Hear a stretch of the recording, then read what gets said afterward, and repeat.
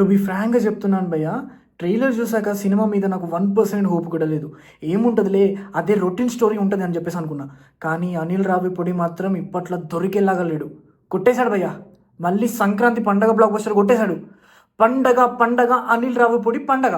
And positive విషయానికొస్తే నిజంగా చెప్తున్నా కదా, చిరుని మీరు 30 ఇయర్స్ బ్యాక్ ఎలా చూసారో ఇప్పుడు కూడా అలా చూస్తారు. ఇది ఎవ్వరి వల్ల పాసిబుల్ కాలేదు. ఎంతోమంది ట్రై చేశారు చిరుని వింటేజ్ లాగా చూపిద్దామని, ఎవ్వరి వల్ల పాసిబుల్ కాలేదు.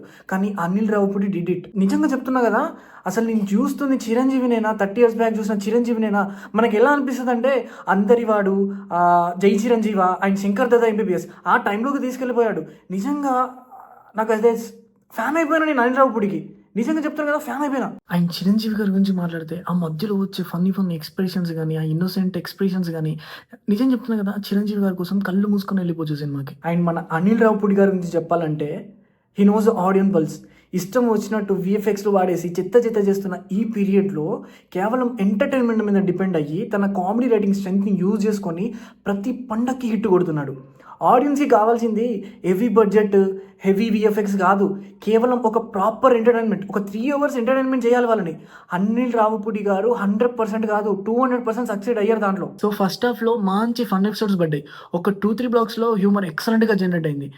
ఎలాంటి డబుల్ మీనింగ్ డైలాగ్స్ లేకుండా ఫ్యామిలీతో హాయిగా నవ్వుకోవచ్చు. ఈ మధ్య కామెడీ సినిమాలు ఎన్నో వచ్చాయి చెప్పండి, కానీ ఈ సినిమా చూసాక హాయిగా అనిపించింది. అరే ఇన్నాళ్ళకు మనస్ఫూర్తిగా నవ్వుకున్నా అని చెప్పేసుకొని బయటకు వచ్చేసాను.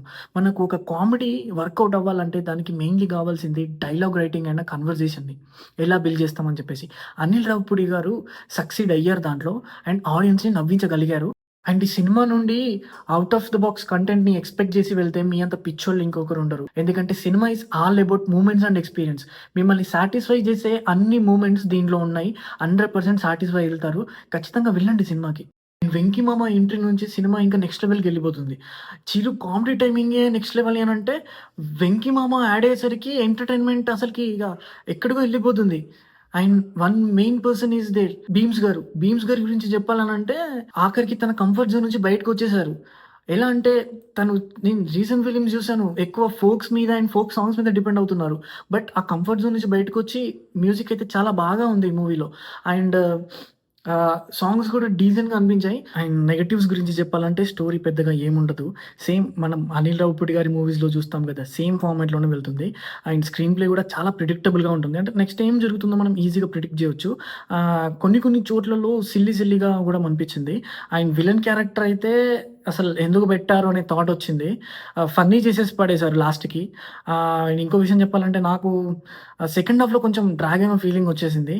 అది ఇంకొంచెం క్రిస్పీగా రాసి ఉంటే ఇంకా బాగుండేదనిపించింది. అండ్ ఇంకో విషయం ఏంటంటే ఏమో 'గాడ్ ఫాదర్' చూడటం వల్లనో ఏమో గానీ, 'నయనతార' అండ్ 'చిరంజీవి' గారు సిబ్లింగ్స్ క్యారెక్టర్ చేయడం వల్లనేమో గానీ నాకు పెద్దగా ఆళ్ళిద్దరి మధ్య కెమిస్ట్రీ అనేది ఎందుకో వర్కౌట్ కాలేదు అని చెప్పేసి అనిపించింది.